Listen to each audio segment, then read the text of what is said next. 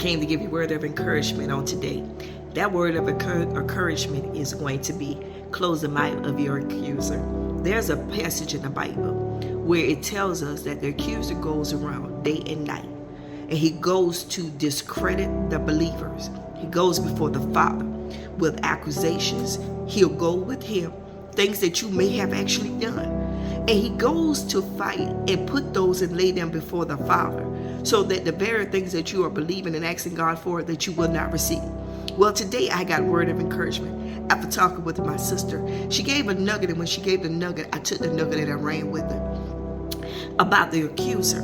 Well, when I found about it, the accuser is like the scene of a movie where there is a lawyer, you got your prosecutor, and you got your defender. Have you known that a lot of people have gone to jail and they went through stuff that they wasn't guilty of? They missed out on stuff because even in their absence, they didn't show up in court. And when they didn't show up in court, they were found guilty in their absence. Well, this is the very thing that the enemy has been doing for you. See, when the enemy goes to God, he tells him, I know they've been praying to you for a particular thing, but even in the prayer that they're asking you for, God, but they have been found guilty in this area. You said a double-minded man or woman, they not to receive anything for you. Why are they even asking you for? God, they'll go before you. They don't even love their brothers and their sister right. They don't talk to them completely. You said that your biggest commandment is that they love everybody. They'll go and say that what they committed sin, God. And I'm sure you're not going to reward the sinner. God, how are you going to do all of this? But at the end of it, they never let you plead it, your case. So today I went and I said, God, I come to you, the Most High God. I come to the righteous judge, because Satan has went before me and he has pleaded or set a case before me in my absence, and he lied on me, and I came to plead my case. I said, Father, your word said that if I abide in you and you abide in me, anything that I ask that I can receive. But you also told me that, God, if it was sin, that sin cannot be my fault, because you told me that if I come to you and I ask for forgiveness, that you will throw it in the sea of forgiveness to remember it no more, because surely that cannot be the issue why the delay is. I said, God, but the accuser came, but the accuser did not give me the opportunity to plead my case. And Father, I come to you today to plead my case. I said, you said that if two touch and agree on anything as touching and agree, mean I had to be in the same vicinity, but we agreed on anything that it would be ours.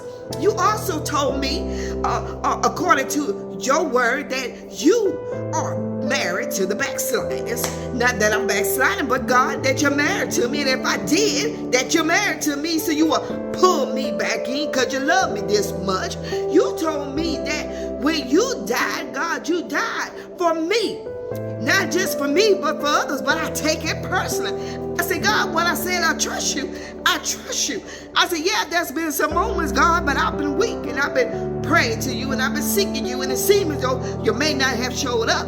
I said, God, but I come to you today because in my absence, the accuser came.